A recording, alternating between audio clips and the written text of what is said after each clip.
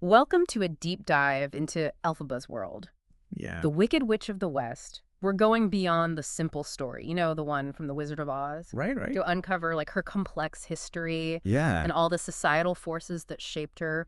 We're using Gregory Maguire's novel Wicked to guide us Of course, of course. and focusing specifically on Elphaba's life before her time at Shiz University. It's such a fascinating period, Yeah. full of hidden truths and surprising revelations. I Mm. think we'll see how Elphaba's unusual birth and her upbringing really planted the seeds for her rebellion, and how the political and religious landscape of Oz played a crucial role in her transformation. Yeah. Right from the start, Elphaba's green skin, it really sets her apart, doesn't it? It's not just a physical difference, it becomes a symbol of everything society fears.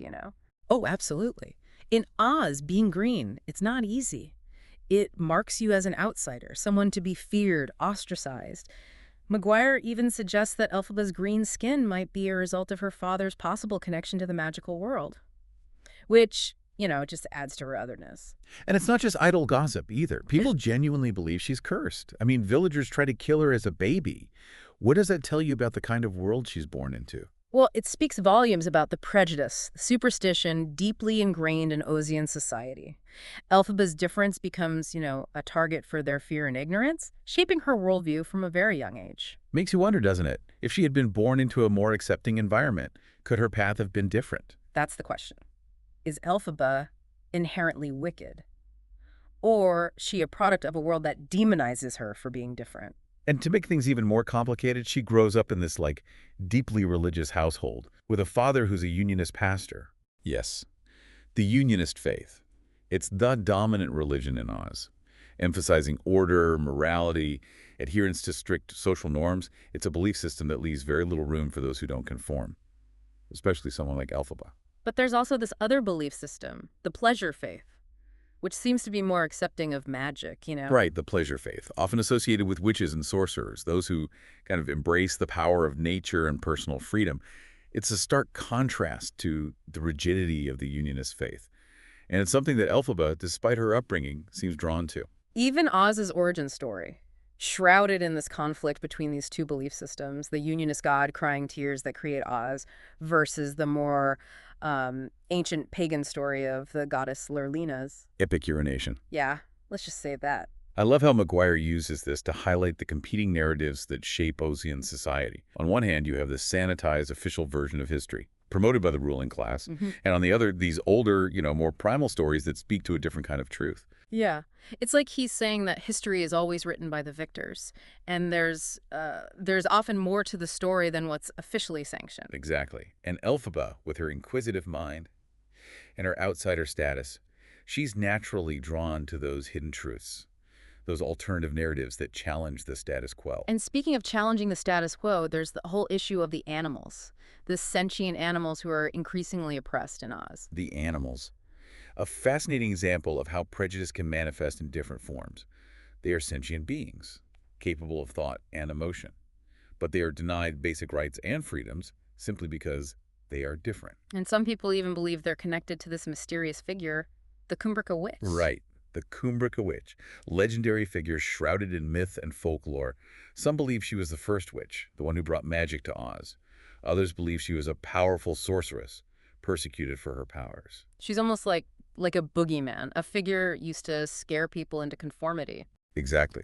And the fact that the animals are associated with her only further demonizes them in the eyes of those in power. So you have this young Elphaba, born green, ostracized, raised in a restrictive religious environment, and surrounded by these whispers of magic and rebellion. It's no wonder she starts to question everything she's been taught. Absolutely. She's like a sponge, soaking up all these conflicting ideas and experiences, trying to make sense of a world that seems determined to reject her. And then there's Lear, this young boy who's always with her. He's like a shadow, a constant reminder of some unspoken secret. Lear's parentage. One of the biggest mysteries in the story. Elphaba sometimes claims him as her son, but other times seems emotionally detached from him. It's this deliberate ambiguity on Maguire's part, designed to keep us guessing, to add another layer of complexity to Elphaba's character. There's even a suggestion that he might be the son of Fiyero, Elphaba's future lover. Exactly. And that possibility adds a whole new dimension to their relationship. Is Elphaba protecting Lear from a dangerous truth? Is she suppressing her own maternal instincts because of the pain and rejection she's experienced? It's like a puzzle box. This deep dive, we're getting glimpses into Elphaba's past, but it's fragmented, incomplete. We have to piece together the clues to understand the woman she'll become. And that's part of what makes it so fascinating. We're not just reading a story. We're actively engaged in uncovering these hidden truths about Elphaba and the world she inhabits. It's like we're detectives, searching for the missing pieces of a puzzle.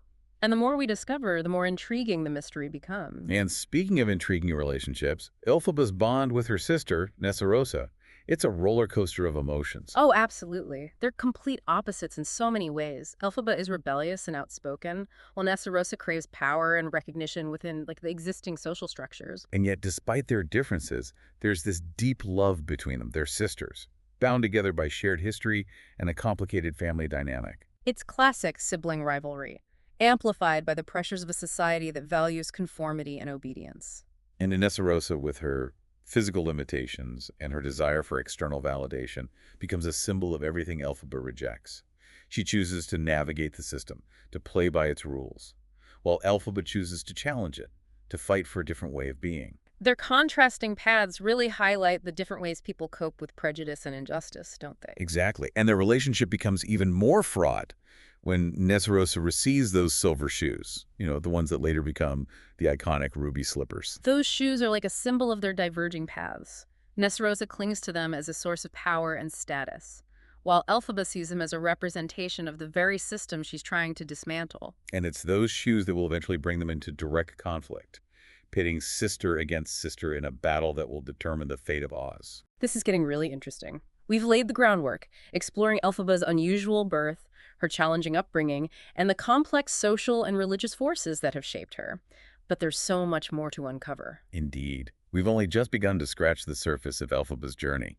And in the next part of our deep dive, we'll explore the arrival of a charming yet conflicted Argiki prince named Fiyero, and how his presence ignites a forbidden romance that will change everything. Welcome back to our deep dive into Elphaba's world. Last time, we left her facing a society that just doesn't get her, fears her even, and a sister who represents everything she rejects. She's standing on a fault line, Yeah. And then bam, her relationship with Fiyero, the Archiki prince, shakes everything up even more. Yeah, Fiyero's arrival at Shiz University. He's a catalyst, not just for Elphaba personally, but for the whole narrative, really. He's charming, free-spirited, challenges the rigid social norms of Oz. And he's drawn to Elphaba, right from the start. Like they see something in each other that everyone else misses. Exactly. He sees her intelligence, her passion, her fierce independence. He's not intimidated by her green skin or her, unconventional views. In fact, he finds them alluring. But he's engaged to Galinda, who, of course, becomes Glinda, the good witch we all know. Right. In this love triangle, well, it adds yet another layer of complexity to Elphaba's story. It's not just romance. It's a whole rebellion against, societal expectations, a challenge to the very foundations of Ozian society. I'm sensing a pattern here. It seems like everything about Elphaba disrupts the status quo, whether she means to or not. That's a great observation. Elphaba is a force of nature, a disruptor, challenging the established order just by being herself. So how does their forbidden romance play out? I mean, it's got to be incredibly risky, right? Given how things are in Oz. It is. Their affair happens in secret, away from prying eyes, from those who would condemn them, but it's passionate, a true meeting of minds and souls. I can imagine it's liberating for Elphaba to finally be seen, loved for who she is. Oh, absolutely. Fiyero shows her there's a different kind of world possible, one where acceptance and love are possible, even for someone as different as Elphaba. But it can't last, can it? I mean, there's just too much at stake, too many societal pressures. Right. And of course, their affair is exposed, with devastating consequences. The hero's forced to choose his duty to his family or his love for Elphaba. And he chooses his family. Ouch. Talk about betrayal. How does Elphaba take that? Heartbreak, obviously. But more than that, rage. She sees it as just another example of how the system is rigged against her, how those in power will always choose their own interests over love, over justice. So this is where she really starts to embrace the whole wicked thing. Like, okay, fine, you want wicked, I'll give you wicked. It's like she's decided to fight fire with fire. Exactly. She's done being on the margins of society. She's ready to challenge it head on, use her power to fight for those who've been silenced, oppressed. And this is where her interest in the Grimoire, that ancient book of magic, really takes off, right? Yes. The Grimoire becomes this symbol of her power, her willingness to embrace the darker side of magic to reach her goals. It's like she's tapping into a source of ancient knowledge, power that's been suppressed for centuries by the ruling class. So she's like a revolutionary, a symbol of resistance Hmm. against the wizard and his regime. That's an interesting way to put it, yeah. And it's definitely backed up by what happens after she leaves Shiz University. Which is, where does she even go? She's on the run now, branded a traitor, a dangerous radical.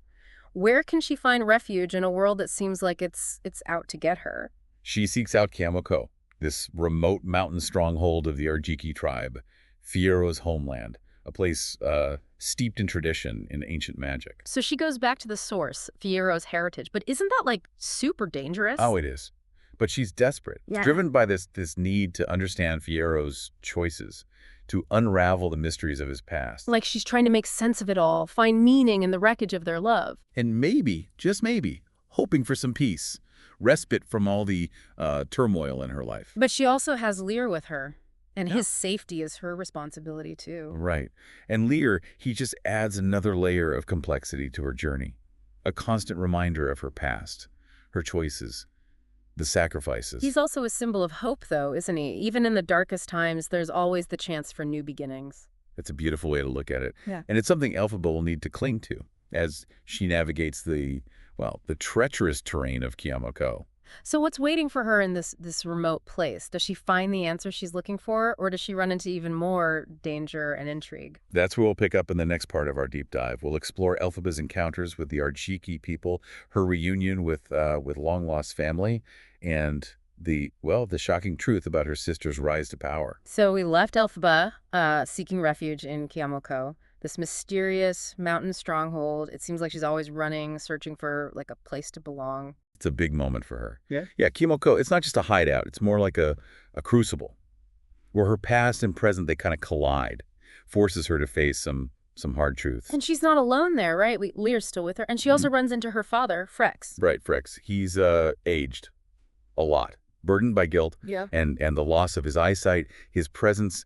It just adds another layer to Elphaba's emotional, everything. He's a walking representation of the faith she rejects, the society she's fighting, but he's still her father. Must be tough. That reunion. So many emotions. Trying to reconcile her love for him with her anger at the system he represents. Oh, absolutely. Their conversations, they're powerful. Frex even reveals his own doubts about the Unionist faith, his regrets about how he treated Elphaba when she was a kid. It's like we see a glimpse of who he could have been, the father she might have had. Heartbreaking, really. Both victims of a system that values fitting in over compassion, Yeah. punishing difference instead of celebrating it. And this whole idea of societal pressure, it gets even stronger with the revelation about Nessarosa. She's become the eminent of the East, a powerful figure in the wizard's regime. Wow, talk about a power shift. The younger sister, once so dependent, insecure, she is now the one with authority, while Elphaba is labeled a traitor in hiding. Complete role reversal. And it shows how differently women can navigate a system that's, patriarchal. Nessarosa, she plays by the rules, uses them to get ahead. Elphaba, she defies them, even if it means losing it all. Their conflict, it's like a mini version of the bigger fight between those who uphold the status quo and those fighting for change. Exactly. And when they meet again in Kamoko, it's, explosive. Accusations, resentment, and this underlying sadness. Love is there, but they're on opposite sides of a war that might just tear them apart. Then there's Sarima, Fiero's wife. What's their dynamic like? Just straight up enemies, or is there something more going on? It's complicated, actually. At first, Sarima, she's wary of Elphaba, sees her as a threat to her marriage, her family. But as they, spend time together, there's this grudging respect that starts to build. It makes sense. They're both strong women trying to make their way in a world that doesn't always value, their intelligence or independence. Exactly. And they find common ground. Their shared experiences, frustrations with the limitations society puts on them. They even, form an alliance, a temporary one at least, against a common enemy. Shows that even in conflict, connection can pop up in unexpected places. And speaking of connection, there's Lear.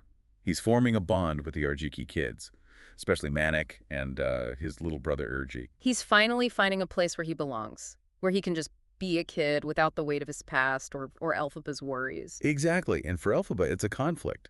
She wants him happy, but she's terrified of losing him, of him choosing a life, well, a life without her. It's like she's realizing that love and freedom, they come with a price. Sometimes letting go is the only way to let those you love grow. And this realization, it all comes to a head when the wizard's forces attack Kiamoko.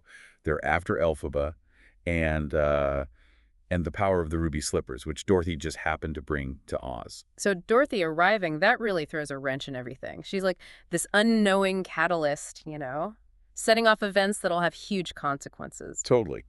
Dorothy and those slippers, they upset the balance of power in Oz. The wizard sees them as his way to stay in control, while Elphaba, well, she sees a potential weapon against his tyranny. And poor Fiero's stuck in the middle, torn between his family and Elphaba. Yeah, his situation shows just how tragic a system built on oppression and control can be. He's forced into an impossible choice, and no matter what he does, someone's going to get hurt. And he chooses his family, even if it means betraying Elphaba again. It breaks both their hearts. Yeah. And it leads to that final, devastating showdown between Elphaba and the wizard. This is it, right? The moment she truly becomes the Wicked Witch, unleashing her full power, owning the label they've given her. It's both triumphant and tragic. She embraces her power, but it isolates her even more. She becomes the very thing she's been fighting against. A symbol of fear, driven by vengeance, even though she started out wanting justice and equality. And that transformation brings up a huge question. Is wickedness something you're born with? Or is it made by the things we go through, the choices we make, the labels society slaps on us? It's a question that stays with you. Elphaba's story, it reminds us that good and evil, they aren't always so clear-cut. Even those with the best intentions can end up making choices with terrible consequences. Maybe it's not about judging Elphaba, but understanding all the things that shaped her, the choices she made, and how her story, it still challenges us to rethink what we think about the world. It's a deep dive into, well, human nature, a reminder that even in a fantastical place like Oz, our choices matter. They shape not only us, but everyone around us. And on that note, we wrap up our deep dive into Elphaba's world. It's a world of wonder, magic, and hard truths. A world that still resonates with us because it reflects our own struggles with who we are, where we belong, and the power of hope, even when things are tough. Thanks for joining us. We hope you'll check out Gregory Maguire's Wicked yourself and decide what you think about Elphaba, her world, and the timeless questions her story asks. Until next time, keep exploring, keep questioning, and keep diving deep.